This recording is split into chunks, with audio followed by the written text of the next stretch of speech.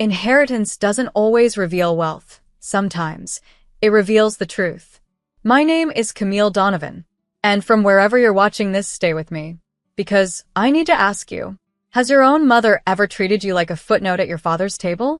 Like a placeholder until her favorite showed up? It was a Thursday. Rain tapped against the windows like it knew what was coming. The will had been read. Not in a grand lawyer's office with mahogany chairs and glass water jugs like in the movies. No, just in my mother's dining room. A room that still smelled like the roast I made for my father the last Thanksgiving before his heart attack. The lawyer had already left. And now only family remained, if you could even call it that. I sat at the edge of the table, quiet, still. Across from me, my younger sister Chloe was grinning like she'd just won a prize at a raffle. Her new fiancé squeezed her hand under the table. Mom sat at the head as always, wearing pearls she hadn't earned and sipping from the wine glass I bought her last Christmas, the one she never thanked me for. That's when she put her hand on the will. Not metaphorically. Literally. She leaned forward, her palm flat over the paper like it was her crown. "You won't get a penny, Camille," she said. Her voice was sugar-coated venom. "Dad's decision stands. The house, the savings, the stocks, all go to Chloe. That's what he wanted." I didn't speak. "Not yet," she went on, twisting the knife like she'd practiced this speech in front of a mirror. "You always said you didn't care about money. So now's your chance to prove it." Chloe giggled, a soft, smug sound that filled the silence like static. Everyone stared at me, waiting for the explosion, waiting for the scene, waiting for me to beg, cry, shout. But I didn't do any of those things. I simply placed my fork down on the edge of my plate.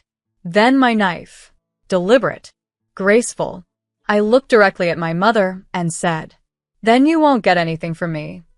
The air shifted. Her smile faltered. But I didn't flinch. I rose from my chair, the same chair I used to sit in as a child, like swinging while Dad told me bedtime stories over dinner prep. No goodbyes. No theatrics. Just the sound of my heels clicking against the wood floor as I walked away. Behind me, I heard Chloe scoff, so dramatic. But even she sounded unsure. Because I didn't cry. I didn't beg. I just left. And in that moment, that exact moment, I knew. They hadn't just disrespected me. They had freed me from the need to prove anything. From the chains of being the good daughter. From the lie that family always means love. What they didn't realize, the girl they just cut off, was the only one who ever held them together. And what happened next? Let's just say, they'll never forget it. Love, when laced with conditions, is just debt disguised as devotion. I didn't always think my mother hated me. As a child, I thought the silence was just her way. The way she never hugged me after my dance recitals. The way she ruffled Chloe's hair, but never mine. The way she'd say, "Why can't you be more like your sister?" Like my very existence was some sort of inconvenience. I told myself she was just strict, busy, tired. But over the years, the excuses wore thin, and the patterns became impossible to ignore. Chloe was the princess. Everything she touched was praised, even if it was broken. Every mistake was brushed off. Every tantrum rewarded. She crashed Dad's car at 17. They bought her a new one. She failed 2 semesters of college. They called it academic burnout and flew her to Italy for emotional recovery. Meanwhile, I graduated magna cum laude, paid my own tuition, got a job at a tech firm, and wired money home every month to help with bills. No one clapped. No one asked how I was sleeping, or eating, or living. Mom just said, "Well, you're the responsible one. You don't need help." I used to carry that sentence like a badge of honor. I don't need help. Until I realized it wasn't praise. It was abandonment dressed up as admiration. When Dad passed, I stepped up. I organized the funeral, paid off part of the mortgage, made sure Mom had groceries while Chloe was busy finding herself in Bali. For months, I worked double shifts, managed Mom's insurance paperwork, and covered utility bills without asking for a cent back. Not because I expected anything, but because I believed somewhere deep down that love meant showing up. That eventually she'd look at me and see what I was worth. I was wrong. The week after the will reading, memories flooded back. Not the sweet ones. The real ones. Like the Christmas mom gave Chloe a brand new iPad and handed me a $10 Walmart candle, still in the clearance sticker wrapping. Or the time I overheard her on the phone with her sister. Camille? Oh, she's not really like Chloe. She's serious. Kind of cold. But she's good with numbers. As if my achievements were character flaws. As if being reliable made me less lovable. But nothing hit me harder than a photo I found in an old family album. It was from a school play. Chloe stood center stage, in costume, glowing under the spotlight. Mom stood beside her, arms wrapped tight around her waist. And there I was, cropped out of the frame. My arm was still visible. Just a sliver of a sleeve on the edge of the photo. They had cut me out. Deliberately. I stared at that image for 10 minutes. And then I burned it. Because I finally understood. I wasn't unloved. I was used. I wasn't a daughter in her eyes. I was a tool. And the moment I stopped being useful, she discarded me. Like I was nothing more than background noise in someone else's spotlight. But what she failed to realize. Backgrounds are where foundations are built. And I was about to build something so strong, so undeniable, that even she wouldn't be able to crop me out again. Some inherit the house. Others inherit the wisdom not to beg for the keys. I stayed gone. No texts. No calls. No awkward drop-ins pretending things were fine. And at first, I thought they didn't notice. But then, the cracks began to show. Chloe was in over her head before the ink dried on the will. She moved into the house with her fiancé, the same one who once told me I was too intense at a dinner party when I corrected his math in front of friends. They started renovations immediately, tore out Dad's favorite oak floors and installed cold, trendy concrete slabs for aesthetics. She listed Mom's car for sale to make space. She cut off the gardener, fired the cleaning lady, and ignored a leaky pipe in the kitchen because, in her words, how hard can plumbing be? Within 3 weeks, I heard she'd missed the property tax deadline. 2 of Dad's remaining rental clients, the only income source left, threatened to leave due to mismanagement. By week 4, a family friend sent me a photo of the house. The front lawn, once trimmed and edged with tulips I used to plant each spring, was overgrown. The windows looked dirty. The porch light was shattered. But what struck me the most wasn't what I saw. It was what I felt. Nothing. No guilt. No ache. Just a hollow space where obligation used to live. One morning, I got a call from Mrs. Hemsworth, my dad's old accountant and lifelong friend. Her voice trembled as she said, "Camille, I'm sorry. I thought I should let you know. They're struggling. Chloe's made a mess of things. Honestly, everyone thought you'd be the one to take over. You were the responsible one. You always have been." I didn't respond at first. She added quietly, "You should have been the one. Everyone knows it." That stuck with me. Echoed. Not out of pride, but because it proved something I'd always wondered. They all saw it. They just stayed silent. That Saturday, I drove to the cemetery alone. Dad's grave sat on the east side, under the willow tree where the sun reached late. I hadn't visited since the funeral. Not because I didn't miss him, but because it hurt to feel like he left me behind with them. I stood there for a long time, wind nudging the hem of my coat, watching the light shift across his name. And I whispered, "I'm not fighting them. I'm not rescuing them. Not this time. You taught me how to stand, so now I'm standing but not for them." I let the silence settle, then added, "I hope wherever you are you finally see me." On the drive back, I passed by the old neighborhood. Kids were riding bikes. A woman was walking a dog with a stroller in the other hand. And for the first time, I saw my childhood not as a memory but as a survival story. I had grown up in the shadows of someone else's spotlight. Now, the light was gone. And I wasn't chasing it anymore. I was building my own. Sometimes, the most powerful sound isn't a scream. It's the silence that follows your absence. When you grow up being told to keep the family together, You become good at things that go unnoticed. You learn how to stretch a dollar, how to read tension in a room, how to write emails for your father's clients because he never liked all the computer stuff, how to keep the books balanced while your sister overspent the budget, again. But when I walked away from them, I took all that knowledge with me, and for the first time, I used it for myself. I rented a small studio with peeling paint and terrible lighting. It had no air conditioning, but it had sunlight and silence. That was all I needed. I called up 2 old colleagues, women I had worked with during my corporate years. Women who, like me, were passed over, used, or ignored. They knew the grind. They had nothing to prove and everything to build. We started small. Branding services, data analytics for small firms, content planning. Within 2 months, we had 5 clients. By month 6, 14. I worked from morning till midnight. Not out of desperation. Out of freedom. This time, I didn't feel drained. I felt lit from the inside. One of our earliest clients was a logistics firm my family had once mocked. "They're too small time," Mom had said years ago when I suggested partnering with them for Dad's company.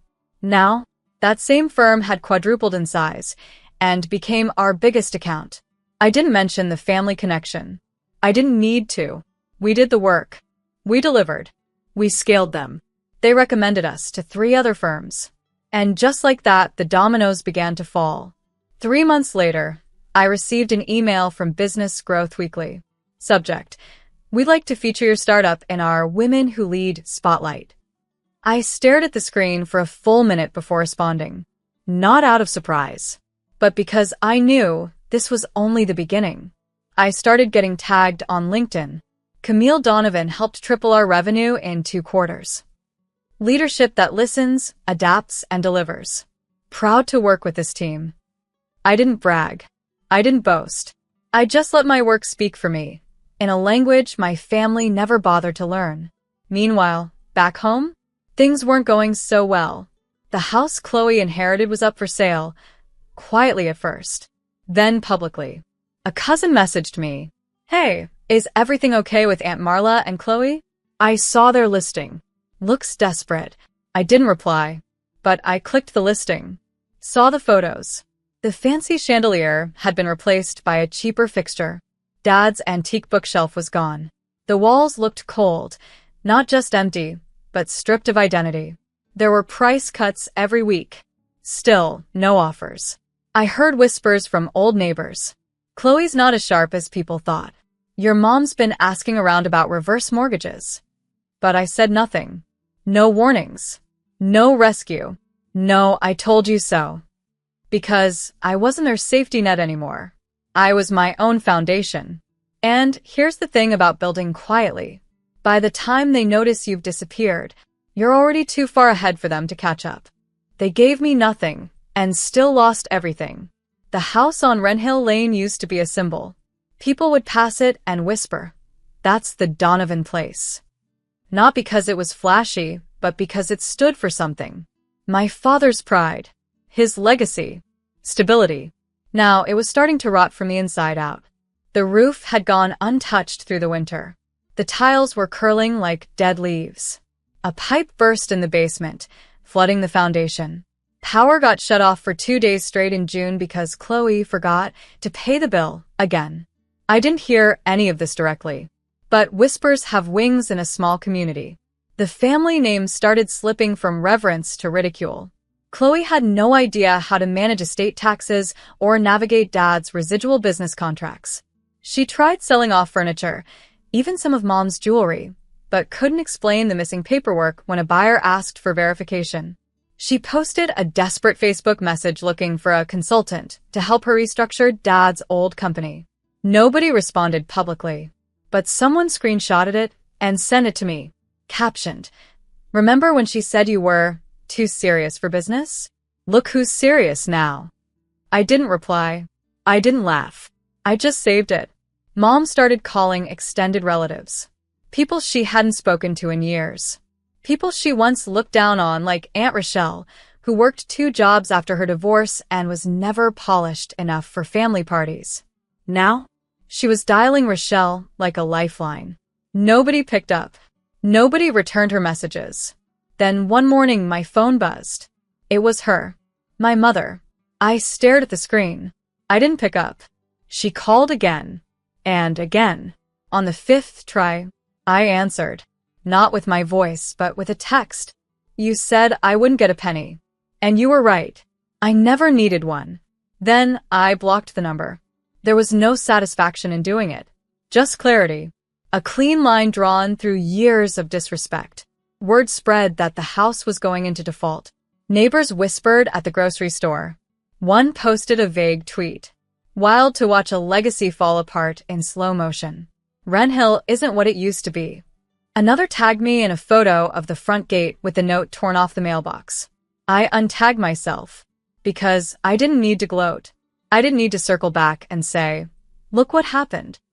They were already living in the ruins of what they chose. Mom tried one last thing, the ultimate guilt move. She emailed me. Subject. Please talk to me. No message body. Just an attachment, a photo of Dad's grave. As if that would break me. But it didn't. Because I had already spoken to him. I'd made peace. And she didn't get to use his memory as a weapon. Their world was crumbling. Not because of me, but because I was no longer holding it up. And when people build kingdoms on the backs of those they call lesser, they're always shocked when the ground disappears. Erased daughters don't disappear. They just learn to rise louder than memory. It started with a LinkedIn repost. Someone from one of our client firms, a VP, shared my story in a corporate leadership group, saying, Camille Donovan's journey is what real resilience looks like. Quiet power, built from scratch. That one post was shared over 2,000 times. Then came the invite. A prestigious women's leadership summit in Chicago. Would you be our closing keynote? They'd cover my flight, hotel, even give me a stipend. But more than that, they wanted my voice. Not for a client. Not behind the scenes. Front stage. Centered. Heard. I almost said no. Old wounds have a way of whispering doubts. But something in me, the version of myself that never needed their validation, said yes. I wore a deep burgundy suit. No brand labels. Just sharp tailoring and quiet confidence. The room was packed. Women from finance, media, health, and tech, CEOs, creatives, mothers, founders. And as I walked to the podium, I didn't shake. Because I wasn't there to prove anything. I was there to be. My speech wasn't full of buzzwords or bullet points. It was a story. I told them about growing up as the shadow behind someone else's crown. About bookkeeping without a title. About being the safety net everyone needed. Until they didn't. I didn't name names. Didn't speak with venom. But I said this. Sometimes being erased is a gift. You get to rewrite your life in your own ink. You get to stop performing and start becoming. And when you rise, not to get back at them, but to finally see yourself, you realize they didn't break you. They freed you. I looked out into the crowd. Eyes were wet. Hands gripped notebooks. And then they rose. A standing ovation. Thunderous. Sustained. Soul deep. Back home, I didn't know this, but someone had recorded the speech and posted a clip online. A neighbor tagged my mother in the comments. She watched it late at night, alone in the dim living room with the curtains drawn. She didn't know I'd find out. But a former friend of hers, one who now followed me, messaged me. Your mom saw the video. She didn't say a word, just stared at the screen like someone had swallowed her breath. I imagined it. Her on that old floral couch. No audience. No applause. Just regret echoing in the silence she built herself. And here's the thing. She never once believed I'd amount to anything without their table. But I'd built my own. And now, the same people she desperately wanted approval from were applauding her daughter. The daughter she erased. She used to tell me I was too emotional to lead. Now I was being invited to speak on emotional intelligence in leadership panels across the country. She once said, "You'll always be behind Chloe." Now Chloe couldn't pay off a leaking roof. She had bet everything on the wrong legacy. That night, I received a package at my office. No return address. Inside was a photo, me and my dad from when I was 10, sitting on the front porch, books on my lap. Taped to it was a note. You always were the one who paid attention. It was her handwriting. No apology. No explanation. Just that. And honestly, that was enough. Because now she knew what I'd always known. Power doesn't live in inheritance. It lives in who you become after they stop believing in you. Some visits aren't for reconciliation. They're for release. It had been over 2 years since I last saw the house. The walls that once held my childhood, my sleepless teenage nights, my quiet sacrifices, had become nothing more than faded siding and overgrown hedges. I didn't knock. I didn't park in the driveway. I just stood across the street, breathing in a moment I had waited for without realizing it. Not revenge. Closure. The house looked tired. The white trim was yellowing. The windows streaked. The roses Dad once trimmed like clockwork were now long, wild arms of red and thorn. There was a foreclosure notice tucked halfway under the welcome mat. A welcome mat. Still there, after everything. I walked up quietly and slid an envelope into the old brass mailbox. The letter inside wasn't bitter. It was honest. You gave me nothing. I gave you everything. Now I give you space and silence. Not because I'm angry, but because I finally understand. I was never meant to belong where I wasn't seen. You made your choice. And now I've made mine. This is the last thing I'll ever leave at this house. No signature. Just the clean end of a story. I turned and walked away, my heels soft against the cracked concrete path, my breath steady. Behind me, a curtain shifted. She'd seen me, but she didn't come out. Not this time. Later that week, I heard from a former neighbor who still watched the street like a retired detective. She found the letter, he told me. She stood there for a long time, reading it over and over. Then she sat on the porch steps. Just Saturday. He paused. She looked small, Camille. Like she'd finally realized how much she'd lost. I didn't feel triumphant. I felt still. Because sometimes the greatest power is walking away, not in rage, but in peace. Letting someone sit in the silence they created. That weekend, Mom called my old cell, the number I no longer used. She left a voicemail I would never hear. I imagine it wasn't an apology. She never did those. But I also imagine she was holding the letter in one hand and an overdue water bill in the other. While Chloe scrolled her phone on the couch, still waiting for the world to hand her something she never earned. That was their circle, and I was finally outside of it. Meanwhile, my circle was growing.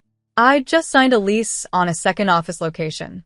My assistant was onboarding 2 new interns. Our firm had been featured in 3 more business publications that month. I was building a legacy, not out of spite, but out of the space they once called empty. And that childhood home? It was no longer home. It was a shell. A place I outgrew the second I realized I was never the problem. Sometimes the letter you leave behind isn't for them to understand. It's for you. To know you finally said everything without needing a single reply. Some legacies aren't inherited. They're rebuilt from rubble and risen from silence. The gala hall shimmered with soft gold lighting and navy blue tablecloths. Crystal glasses clinked softly. The theme was voices that change futures. I didn't expect much when I got the invitation. I thought maybe I'd be sitting at a table near the back, a token nod to my company's recent work. But as I walked in, the event director found me instantly. She smiled. "You're our final honoree tonight." I froze. "Philanthropist of the Year," she said. "Your foundation, your journey, it's inspired so many." I stood backstage, just off the velvet curtain, as the MC read my name. Tonight, we honor a woman who didn't just rebuild after betrayal. She turned silence into strategy, pain into progress, and memory into momentum. People began to clap. Then the applause built. Thunderous, echoing, a rhythm of recognition I never once begged for, but had earned. I stepped into the light. Not the light they thought I'd crawl toward, but the light I had built myself, brick by brick, speech by speech, decision by decision. I took the mic and scanned the room. CEOs, Lawyers, activists, artists, teenage girls who looked up at me the way I once looked up at everyone else, wondering if I'd ever be enough. I didn't cry, but my voice did soften. I stand here not because I won, but because I refuse to stay invisible. And tonight, I'm proud to announce the Donovan Future Fund, named after my father, will support girls who've been told they are too much, too little, or simply not enough. We'll give them tools, mentorship, safety, and most of all, permission to take up space without apology. Flashbulbs erupted. Somewhere in the front, a young girl with tight curls clapped so hard her glasses slipped down her nose. At that same moment, in a house 2 towns away, my mother sat in the dark. Power shut off again. No central heating. Just a candle flickering in the corner, next to bills piled on the coffee table like unpaid sins.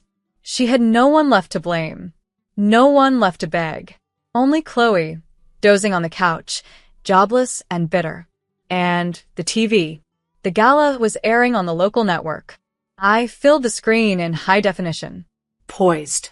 Glowing. A crown of earned grace across my shoulders. And as my voice rang out through the speakers, I imagined she leaned forward and saw everything she threw away. She said I wouldn't get a penny. I say in my final voiceover, as the gala fades to black. She was right. I got peace. I got power. I got a future. And now, she gets to remember me like this. Forever out of reach.